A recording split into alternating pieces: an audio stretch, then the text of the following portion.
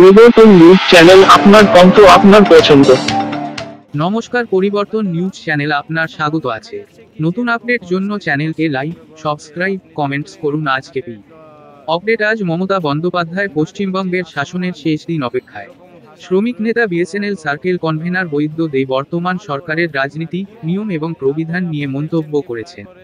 তিনি বলেন, রাজনীতির বিচারধারা আজকাল অনেকটাই প্রশ্নবিদ্ধ। কলকাতা মেয়রের বক্তব্য এক নারী নিয়ে অসভ্য মন্তব্যের শামিল। এই ধরনের আচরণ কোনোভাবেই গ্রহণযোগ্য নয়। বৈদ্য দে মমতা বন্দ্যোপাধ্যায়কে নিশানা করে বলেন, মমতা বন্দ্যোপাধ্যায়ের শাসনকাল খুব বেশি দিন টিকবে না।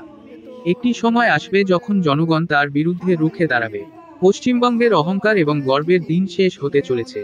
তিনি আরও যোগ করেন, সাম্প্রতিক ঘটনাবলীর প্রেক্ষিতে আমরা দেখতে পাচ্ছি যে শাসক দলের দিন ফুরিয়ে আসছে। সময়ের অপেক্ষা, জনগণের রায় কিন্তু শেষ কথা বলবে। এই সাক্ষাৎকারটি ছিল বিধাননগর ইজেরসিসি প্রাঙ্গণে এক সাংস্কৃতিক অনুষ্ঠানের অতিথি হিসেবে। বৈদ্য দে বক্তব্য আমাদের মনে করিয়ে দেয় যে রাজনৈতিক পরিবর্তন কখনো কখনো অত্যন্ত প্রয়োজনীয় হয়ে ওঠে। এটা নিশ্চিত যে পশ্চিমবঙ্গের রাজনীতি নতুন দৃষ্টিভঙ্গি চাইছে। ভিডিওটি দেখার জন্য ধন্যবাদ। আমাদের চ্যানেলে সাবস্ক্রাইব করতে ভুলবেন না।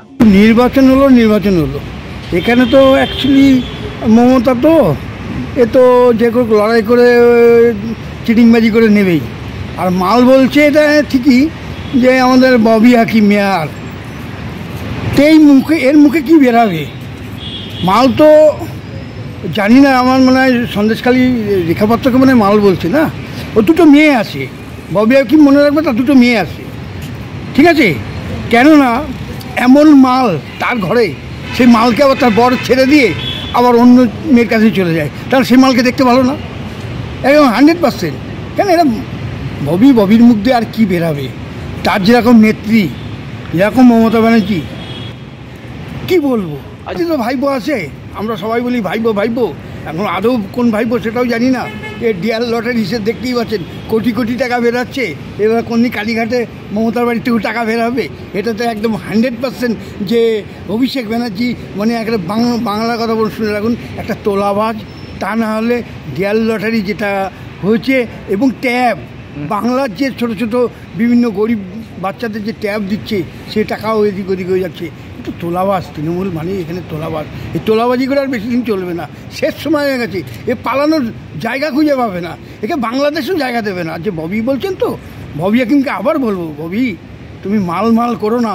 তোমার ঘরে দুটো মাল আছে, তোমার বউকে যদি কেউ মাল বলে, তুমি অন্যের বউকে মাল বলছো। ছি ববি, এই ধরনের অ্যাকচুয়ালি তো কী বলবো, যে এলাকায় থাকে না সেই এলাকার লোকদের ববির মতন মুখ দিয়ে এই ভাষাই বেরাবে।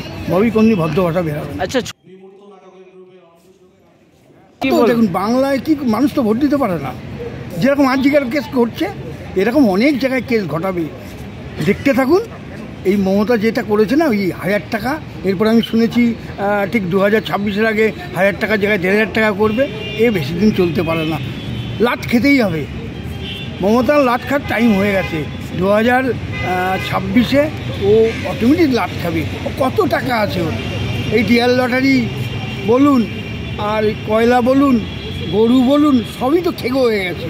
তো বাংলা এই পার্টিকে কী বলবো, বাংলার মানুষ বুঝুক। যেরকম আজিকারের কেস ঘটেছে, যেরকম আমরা কিছুদিন আগে দেখলাম আরেকটা কেস ঘটেছে, এটা তো সবে ট্রেলার চলছে। আমি শুনছিলাম কোন কাউন্সিলরকে জন্য গুলি করতে গেছিল। এরপরে শুনবেন ওই ববির কাছেও কোন দেখবেন ববির হয়তো মাল বলতে যে সে আরেক জায়গায় গুলি খেয়ে নেবে। এই অবস্থায় হবে, এই হয়ে গেছে তৃণমূলের সময়। এইটাই খুব ভালো সময় এটা। এই বাংলায় তো লুট ছাড়া কী আছে?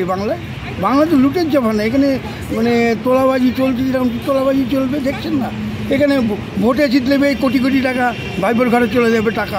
এই জন্য তো জিতাতেই হবে।